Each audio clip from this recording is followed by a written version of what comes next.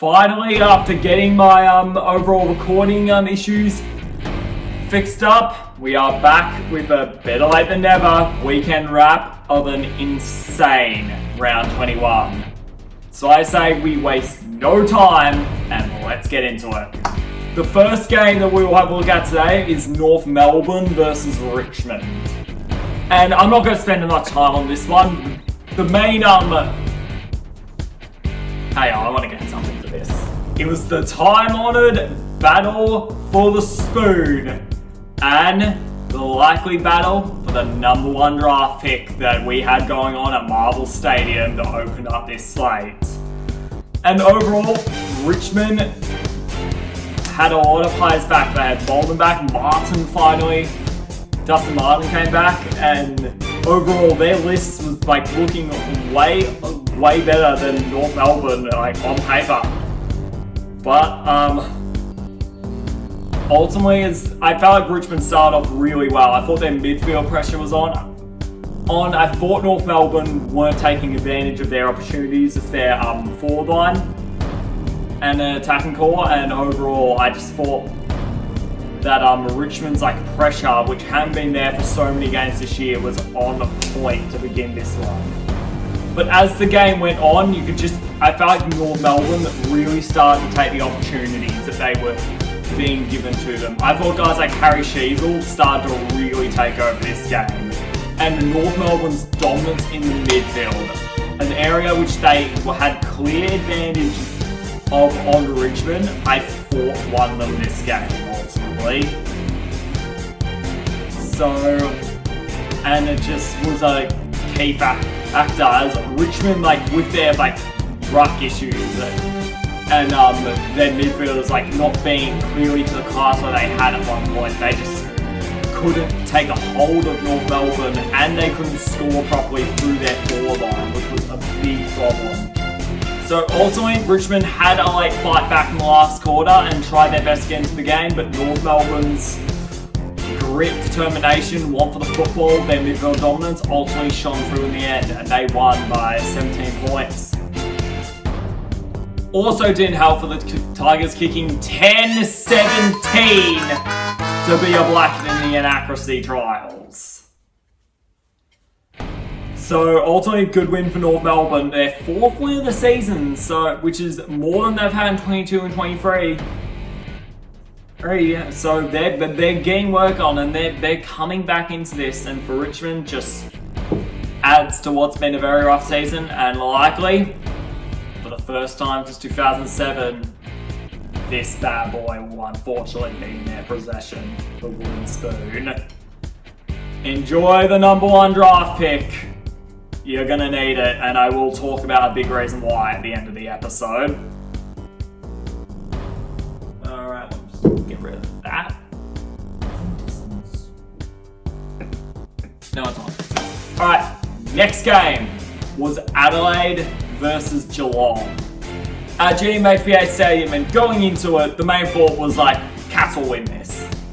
The Cats should be a lot better. They are headed towards finals. They've got a little bit of their momentum back, and the Crows, who were just dominated by the rampaging Hawks at Adelaide Oval, should be no match for the Geelong machine. It was going to be a nice and simple game where the Cats fans just rested and celebrated at GMHBA, and it ended up being a 10-point Crows lead at 3-4 time.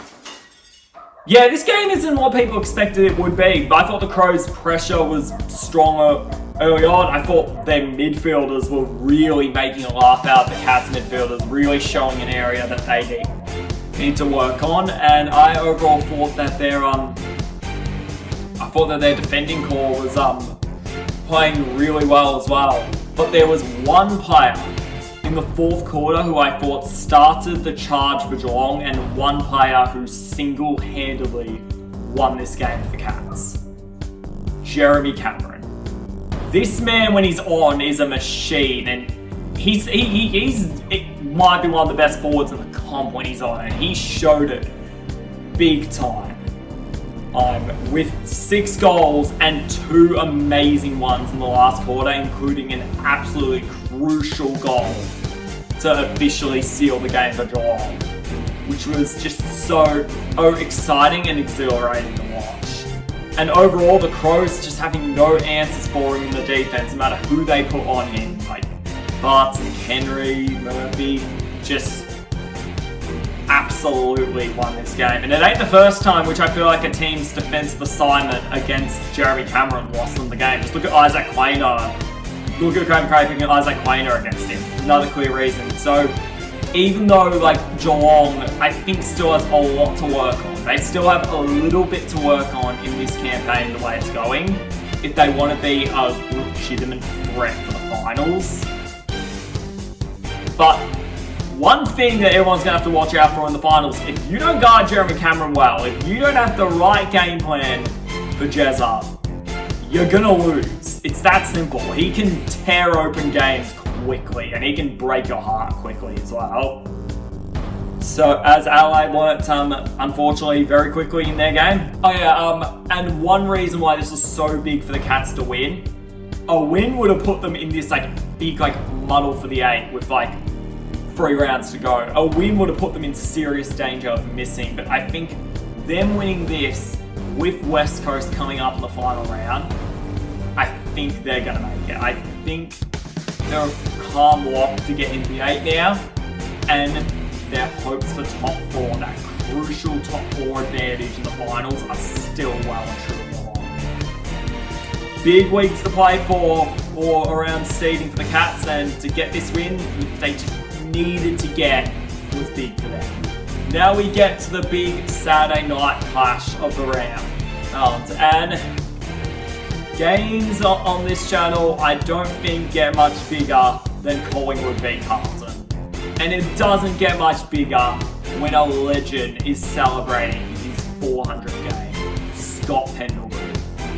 And there was a bit of pressure during the week for the Pies to stand up for their man, stand up for their greatest player of all time, and put in a big performance to somewhat stay alive in the season. And that's what they did. Their pressure was extreme. Their midfield was able to catch up to Carlton. I thought that just Bobby Hill was starting to get to his like extreme, exciting best we saw in 2023. Like grand final Bobby Hill showed up near the end of this game and drew spouts of it. And overall, like that just manic pressure that Collingwood has built themselves on, it did return during about 80% of the game. Obviously, they only won by 3 points. Carlton had a phenomenal last quarter and were really ready to make the big steal late in this game. Like when Collingwood went 32 points up, like you thought it was done and you started really worrying about Carlton. But credit to the Blues, they fought back hard and fought back really well into this game. And ultimately, had the chance to win it. Mitch McGovern, who's got a draw against Collingwood before, had the chance to win it, but he absolutely miffed it, and ultimately they lost by 3, comeback fell short. And ultimately, I thought that the Blues, when they had to come back, were able to play their best kind of football. Like, the Blues with that manic pressure, manic fast play style, I'll try get it to Charlie quickly, is the best kind of football that they play. And they were only playing it for 1 quarter. If they had done it for more of the game, they might have won that. But that is something that Michael Walsh and co are going to have to look at. And I just thought their defensive half turnovers were also big, and just the lack of pressure in the defensive half let them down big time once again.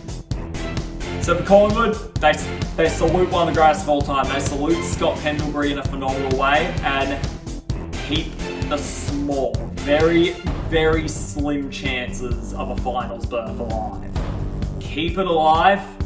Obviously, we'll go under the knife again on Friday night against Sydney. But for Carlton, they're in danger. Lost 4 out of their last 5 now. And the rampaging Hawks are up next, so it doesn't get any easier. In fact, it probably gets harder if you compare oppositions now. So, yeah, just rough loss for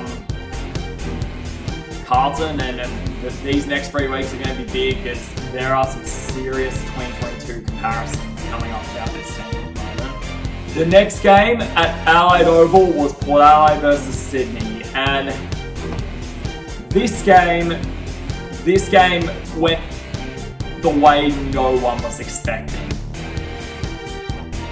You want to know how Sydney were just the easy favourites? 5 weeks ago, Sydney were the easy favourites. Some were even calling it done, that they were going to win this premiership. That they had the premiership in the bag, and that they were going to win this so easily. It took them until 5 minutes into the second quarter to even register a score in this game, and that was 1 behind. Sydney have completely and utterly fallen off the tracks this season. Forget premiership, find some form. Really go to attack and find some form now, because it is getting worrying if you're a Swans fan. This premiership is definitely the least certain thing now. It's not certain at all now. Hell, if you're going to play like that, good luck winning a finals game, let alone a premiership. Because Port Adelaide just reamed them everywhere. Midfield, defense. Their defensive trio, Rosie, Butters, Juan Francis, just absolutely killed them. This team was missing Tom Marshall. They let Charlie Dixon become a premier full forward again. It was just so rough. Credit to Port Adelaide, phenomenal credit. Only 4 weeks ago, Ken Hinkley's head was on a pike. Ken Hinkley's head was on the roasting table, and we were ready to get rid of him for good. But he has rebounded and taken this team into a position where they are likely going to be, well, they could get top 4 now. They went for a team that was the easy pick to just say, oh, they'll choke in this finals, to top 4, which is phenomenal work by Ken Hinkley. He's been through some shit this season, and you really got to give credit to him when he's able to right the ship like this. And for John Longmire, he's facing history now. Sydney are battling against history now if they want to do anything this season. No team has won the flag after having a 100-point loss in the season. They need to battle against that now, after they were doing it to teams early on in the season. Big game against Collingwood. They just need to get a win to get 4 back, and ASAP, just quickly, because alarm bells are coming everywhere for this Swans team. As Palale get a win, that might put them in contention for top 4. Definitely has stayed off the Wolves to the top 8, and now they're knocking on top 4 lounge. And potentially a big home final at Adelaide Oval. Now we get into the Sunday slate of this weekend, and the first game was game of the round. Was game of the round. The Rampaging Hawks v the Giants. And it was a Hawthorn affair early. The Giants looked slow, the Orange Tsunami was quelled. Hawthorn's Rat Pack midfield, Newcomb, Lewis, Ginnivan was just absolutely reaming them. Scholl took so many insane marks forward, and they just had no answer for James Sicily in defence as well. Hawthorn were just playing the run and gun style they had become with so well. They were 28 points up in the third quarter, and they were steamrolling to another massive victory, and they were about to really well and truly put insane pressure on the Carlton Football Club for that final spot in the 8. Then the last quarter happened. The Giants, to begin the quarter, I was listening to this game on radio in Melbourne. To begin the quarter, something interesting happened. Adam Kingsley, who had become famous for coaching on the bench. Actually, no, he'd become famous for coaching in the box after starting his career on the bench. Went up to the coach's box went down to the bench for the first time since his opening days, and Sam Mitchell, who had become comfortable with coaching on the bench, went back up to the coach's box for the first time since his days, and there was a complete shift in momentum. The Giants all of a sudden couldn't guard the two big talismans of the Giants ball, Toby Green and Jesse Hogan, who were just absolutely reaming them and just absolutely taking any mark they wanted. Like, Toby Green is a game winner. He's the kind of player who can just enter a game and just decide, we are going to win this. This is our game to win, and we will make sure we win this. And that is what he did.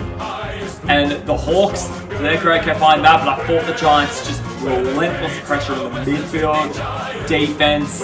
Eventually, a young team like Hawthorn succumbed to it, and when momentum shifted against them for the first time in weeks, I thought Hawthorn panicked with what they were doing and really made some dumb mistakes that could cost them later on down the line. Ultimately, in insane fashion, it was the local Tom Green who booted home the game winner, and the Giants won it by 2 points in the same stadium in Canberra, in Monaco Oval, that he has his own fan club dedicated to him, which is just absolutely insane to see. The difference of winning this game for the Giants was that if they had lost this, they would be in the hounds of war in the 8. They would be battling for their spot in the 8. Now, they're third and battling for a top 4 spot this week against Brisbane. For Hawthorn, it was so brutal and so disappointing because now, as I'll get into at the end of the video, now, even if they beat Carlton, they still need Carlton to lose 2 of their last 3 if they're going to play finals. Whereas if they had just held on to this 28-point lead, they would have just required 1, just beat Carlton and they take pole position. So yeah, it's a disappointing result for Hawthorn and one that they'll be licking their lips for, but for the Giants, it is a massive, massive victory for their season when they needed it. And once again, it was just a phenomenal game of football. Just one that you just had to watch and it was so good to see. Now we get to the second last game of the round, and it is Essendon v Freo.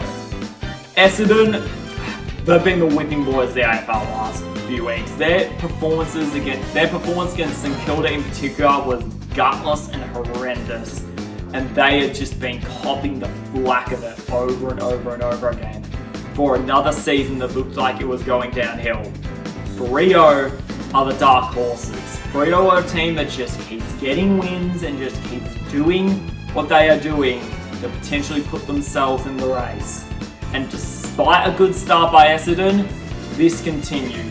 Hayden Young continued his phenomenal campaign racking up possessions. I thought Freo just couldn't stop Sarong no matter what they tried. Essendon couldn't stop Sarong no matter what they tried, and their ruck issues were getting really clamped up by Luke Jackson. Essendon were putting in effort. The Essendon edge, if you will, had come back for another game. But it was just a mountain to climb, a purple mountain to climb as Freo took a 28-point lead into 3-quarter time. Essendon had 2 options.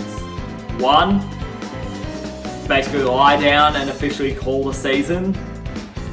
Or 2, fight back and save the season in a phenomenal win. Luckily for long-suffering Bombers fans, this Bombers outfit chose option B when they would have so often chose the easier option in option A. Their pressure, their manic storming pressure entering the last quarter, in the midfield, the defence actually started really growing a pair, and Jake Stringer really started to take some big opportunities. Zach Merritt basically said, we are not losing this game, and just took it all into his own hands. And I thought the Bombers, a lot like the Pies have done over so many years, really started using the crowd to their advantage, and they really started to feed off how loud the crowd was getting as they started to make this comeback. Ultimately, they took the lead with 2 minutes to go, but then Jai Amos straight as an arrow, Deadeye Jai kicked it to make it a draw, and you were thinking another draw was coming. But then Essendon won the crucial midfield stop and were able to get it behind. Bombers win by 1 point. It's absolutely big for Essendon as it just keeps them in the hunt for this 8. They've got a tough draw coming up, compounded by their final game being the Rampaging Lions. But they just put themselves back in the race and give themselves a chance to be in the 8 when a loss would have all but ended their season. For Freo, it is brutal. 28-point lead.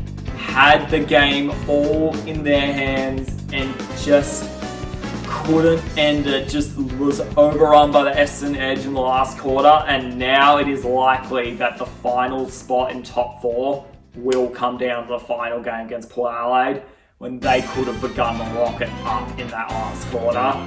It is one that they'll be licking their wounds on, and one they'll have to come back to later on. But a massive win for Essendon. Finally, the last game of the round was Brisbane v St Kilda. And whilst the other games had twists, turns, so bunch of miraculous stories to tell, I'm gonna be frank here, this one was pretty cut and dry, pretty simple. Brisbane in a dominant win. Their midfield just clamped up against St Kilda. I thought their defense, Harris Andrews came back and was phenomenal.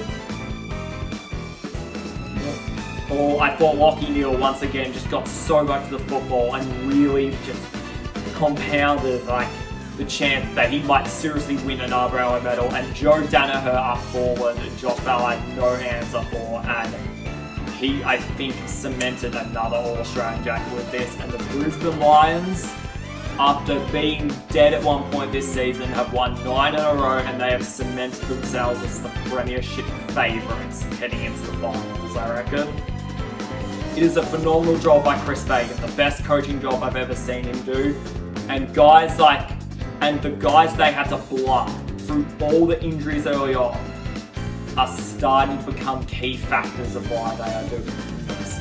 Kyle Owen is such a player who signifies this season. Came out of nowhere and now in the was blooded in their struggles, and now is playing a significant part to why they are so good now again. And if they win, and I think in the finals, he is a player who can come up massive for them overall. It was a statement made to the rest of the competition, and they are a team to fear once again. And the last 3 weeks will be just the final tune-ups they need to prepare for a massive next month coming up, where they finally battle to finally get that losing premiership under Chris Fagan. So yeah, that was round 21. An insane ride, a wild ride, a chaotic ride. Overall, I think 7 spots in the 8 are locked up. Sydney, Brisbane, Port Adelaide, Geelong, Fremantle, GWS, Western Bulldogs, I think are in. Or Footscray. No, I'm just going to call them Footscray. I prefer calling them that. That leaves 1 spot. Carlton's got pole position. But if they slip up one more time, Hawthorn are in the pole position to strike, with Essendon and Collingwood waiting in the wings if things get really chaotic. I think Melbourne and the Gold Coast are done. After their performances on Friday night, I think they're done. You can write a line for them this season, they won't do anything. So yeah, and overall for positioning, it is just going to be a wild run home that I cannot wait to document with you guys. Just cannot wait, absolutely. One more thing before we go, just shout outs and respect to 2 legends of the game who have officially retired this week. On the same day, 2 legends that I've grown up with and I've loved watching for all my life.